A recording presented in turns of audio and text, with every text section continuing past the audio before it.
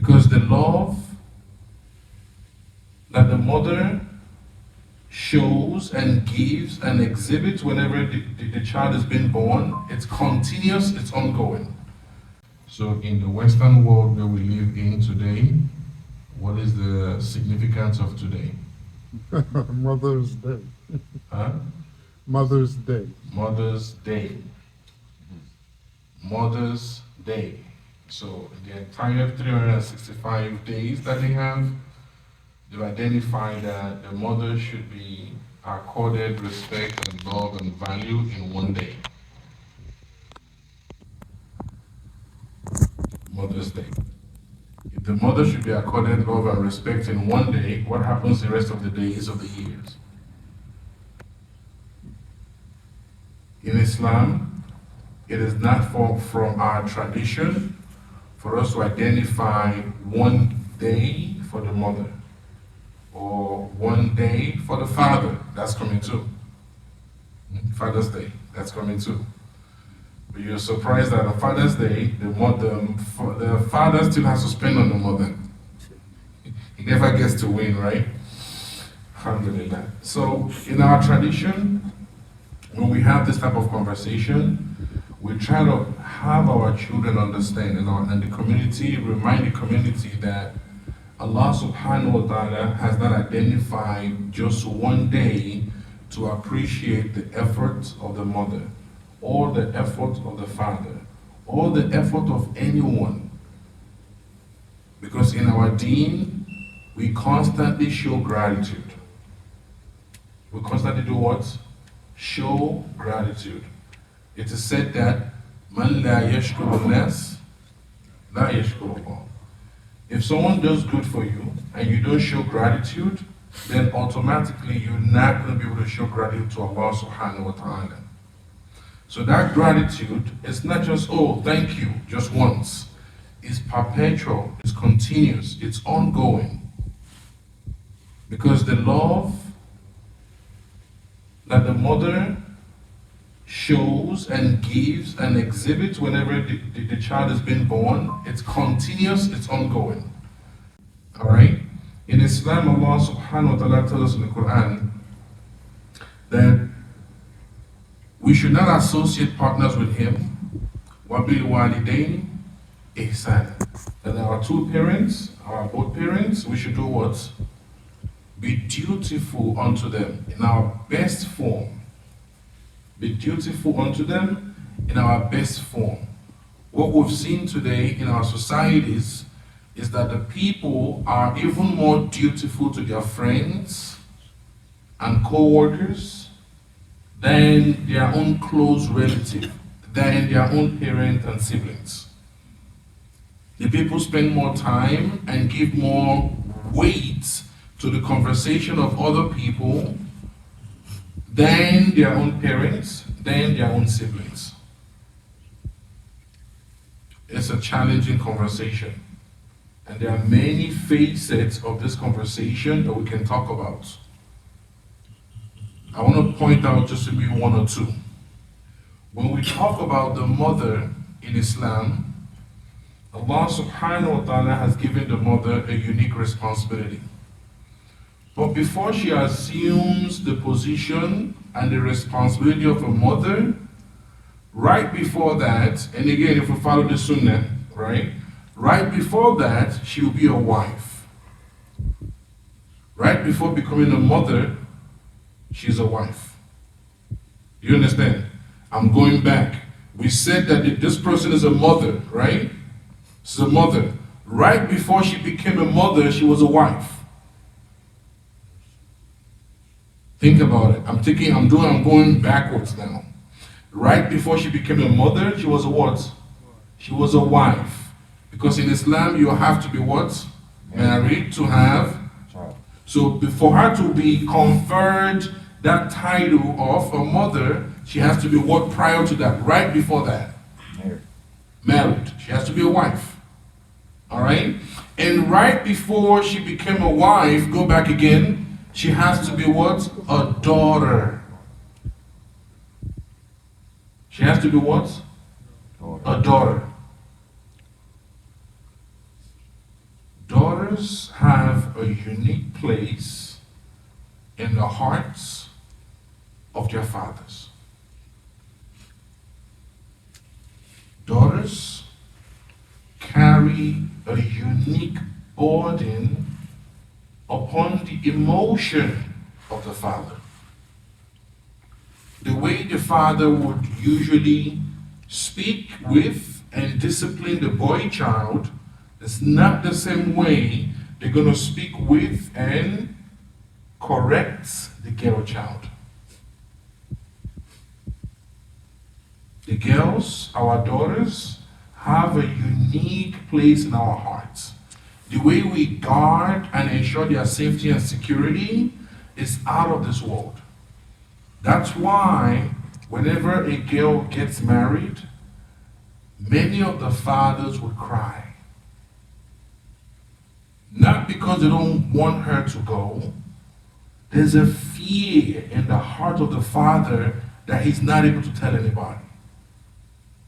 Can this young man really take care of my daughter the way I would?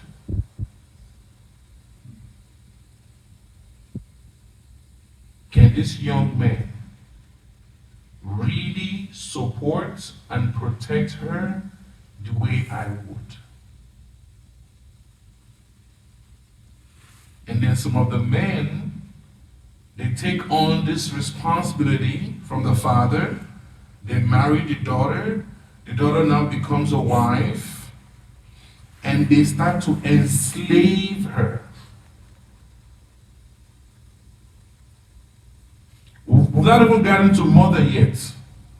While still in the position of a wife, she's being enslaved in the house of the husband. We cannot count the number of domestic violence that happens behind closed doors.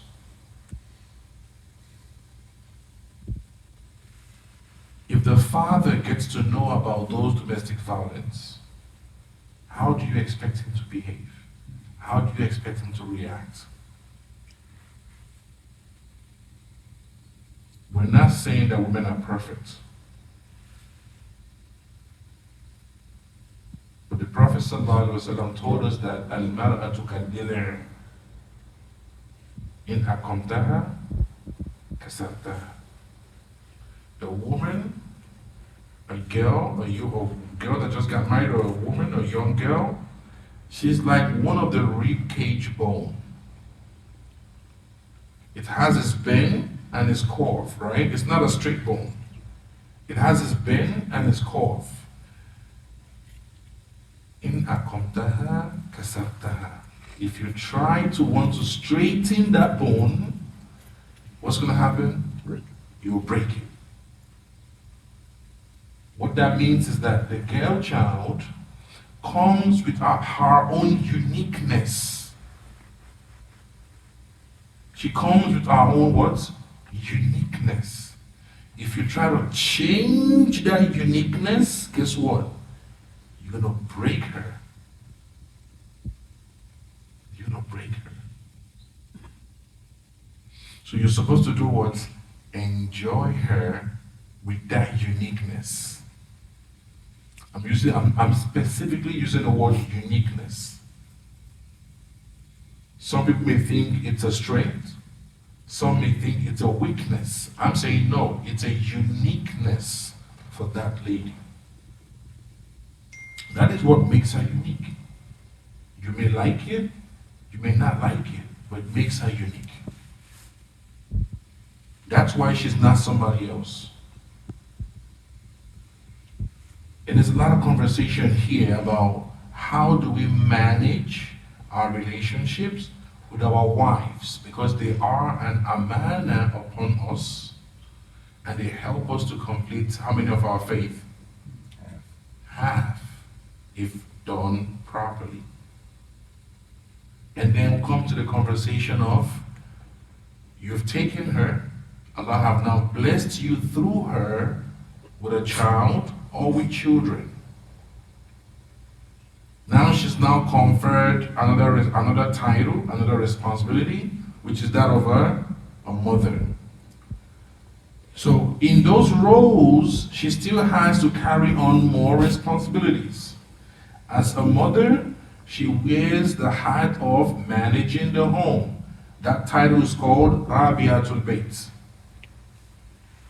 The woman that manages the home, not just the children, but the properties and the belongings of the family, and ensuring that the vision that the man has for the family, she manages the vision, meaning the day-to-day actions that needs to happen for that vision to be attained, she would carry that vision on.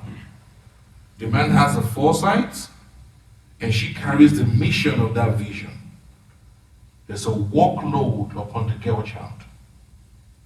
But are you and I teaching our girl child that when they get married, these are some of their responsibilities? Or are we teaching them to be independent of the man and tell the man, well, we're married, but that's your own plan, I got my own different plan. So the family is now divided.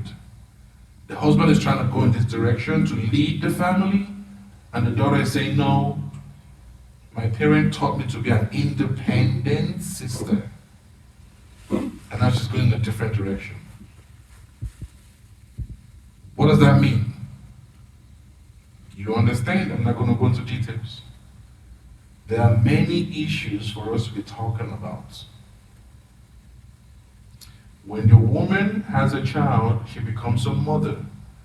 In that role of a mother, she has that responsibility of the children and everything.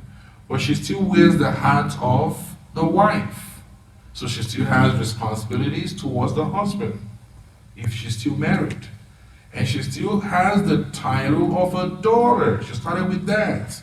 So she has to continue to maintain relationship and kinship with what? Her father and her mother and the family she came from.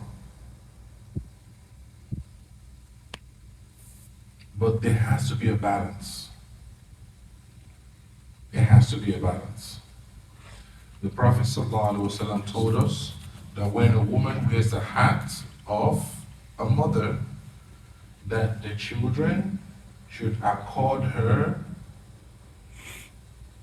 their due diligence, and they should be with her and support her. We know the famous hadith where the companion came to ask the Prophet, who should I be more dutiful to? He said the mother. How many times? 3 times. 3 times. It does not mean that the father is not important.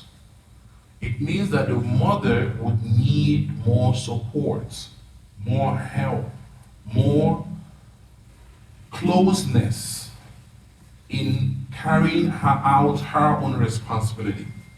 Not that the man does not need support, but the woman needs a unique type of support that assists her to carry out her responsibilities.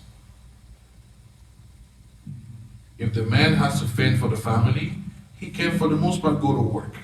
But if the woman has to do some chores in the house, for example, I'll give it an example, right? If you have her do everything by herself, she's going to break down. And that night, if you come and you're wanting to do, you most likely would not get it because she's tired. But if she had support from the children or from the husband, if he's available, that would not put too much burden on her. You understand what I'm saying? I'm trying to be coded because the brother is recording. So if we were in a closed section, I'll be able to say what I want to say. You guys understand what I'm saying, right? And I make it easy for us. So in closing, there's many things that I would like to say, that I would like to mention, but because of time. In closing, if we still have a mother alive, may Allah keep our mothers safe. Those of them that are sick, may Allah give them shifa. Those of them that are healthy, may Allah continue to keep them safe for us and continue to protect their iman. Our imam just returned from visiting my mom. May Allah continue to protect mom for us. May Allah give her long life and good health. Ameen. So our mothers that are still alive, it's our duty, it's our responsibility to make sure that we're close with them. Even if they live in a far distance, another state or another country, we gotta continue to maintain constant relationship with them. And if the mother is passed, we still have that responsibility to maintain constant relationship with them by doing what? By observing dua for them. By observing dua for them. Imam Qurtubi, he said in one of the tafasir, he said, to give the mother and the father their due rights is to make dua for them ba'da kulli salah, at the end of all your salah. To give Allah His right is that you observe salah in a timely fashion. To give your mother and your father, your parents, their own rights is that at the end of your salah, you make dua for them. So, we know that for those that their parents are not, that they're not alive, if return to Allah subhanahu wa ta'ala, it's a duty that we carry on. We make dua for them and we teach our children to make dua for them too. Because if we teach our children to make dua for their grandparents that have passed, what does that mean when we pass? They will continue to make dua for us. That's a tradition. But if we don't teach our children to make dua for their deceased grandparents, they may not include us in their own dua when we've gone. Do you understand that? And that make it easy for us. Jazakumullahu khairan. We ask Allah to bless us and make our affairs easy. And the mothers in our communities and the mothers in the entire ummah, may Allah protect them, may Allah keep them safe, may Allah continue to strengthen them to be able to support their families and support their own ideas and their own project that they have that is towards the greater good of Islam. We ask Allah subhanahu wa ta'ala to grant all of us al-Jannat al-Firdaus without questioning or without punishment. Jazakumullahu khairan. Assalamu alaikum wa rahmatullahi wa barakatuh.